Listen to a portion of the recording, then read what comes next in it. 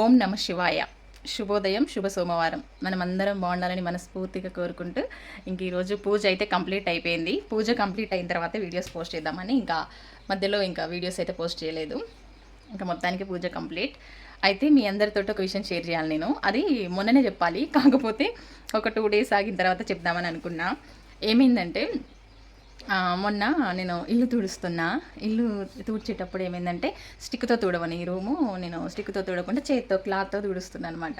తుడుస్తుంటే ఇక్కడ ఇట్లానే అగరబత్తీలు పెడతా. ఇక్కడ నేను పూజకు సంబంధించినవి పెట్టుకుంటే ఈ స్టెప్లో ఈ అగరబత్తీలు అనేది ఇట్లా ఉన్నాయి, ఇంకా కొంచెం ముందుకున్నాయి.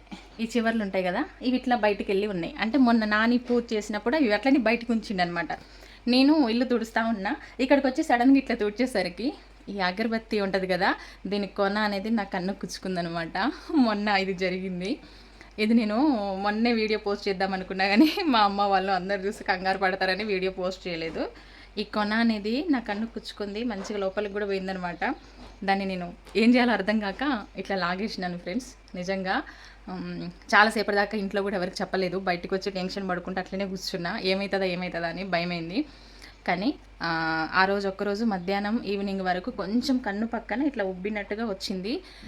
మళ్ళీ నెక్స్ట్ డే కూడా చూసినా, ఇంకా నెక్స్ట్ డే ఏం కాలేదు. ఈరోజు కూడా ఇంకేం కాలేదు, తగ్గిపోయింది, అసలు ఏం లేదు. ఇక ఏ దేవుడు కాపాడిండో నాకు తెలియదు, కానీ అసలు చిన్న బ్లడ్ కానీ అసలు ఏది కూడా రాలేదనమాట. అది గుచ్చుకున్నా కూడా నిజంగా పెద్ద గండం, ఏ దేవుడో కాపాడిండి అనిపించింది నాకైతే. తర్వాత చెప్పిన అనమాట బావకి, నేను హాస్పిటల్కి వెళ్దాం పన్నాడు, కానీ ఏం ప్రాబ్లం లేదు కదా, ఎందుకు వెళ్ళడం అని చెప్పేసి వెళ్ళలేదనమాట. ఇదన్నమాట సంగతి. మొన్న అయితే అసలు చాలా భయంగా ఉన్నా. మొన్న మొత్తం ఏమవుతుందా వీళ్ళకి చెప్తే వీళ్ళు కంగారు పడతారేమో అని భయం వేసింది నాకు. కానీ తగ్గిపోయింది, ఏం లేదు. చూసారు కదా, ఇట్లా ఉంటుంది. అందుకని కొంచెం ఇంట్లో పనులు చేసుకునేటప్పుడు చిన్న ఇట్లాంటివి జరుగుతూ ఉంటాయి. చిన్నవి కాదు, ఇది నాకు పెద్దదే. అది అనేది జస్ట్ ఈ గుడ్డు పక్కన గుచ్చుకుంది, ఇక్కడ గుచ్చుకుంటే కన్నే పోయేదనమాట. కానీ జాగ్రత్తగా ఉండండి ఎవరైనా సరే. అప్పుడప్పుడు మనకు తెలియకుండానే కొన్ని ఇలాంటివి జరుగుతూ ఉంటాయి.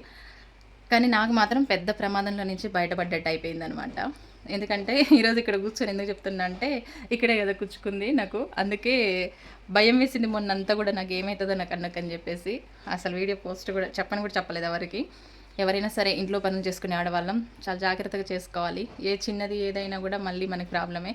ఓకే ఫ్రెండ్స్, బాయ్, మరి ఉంటా.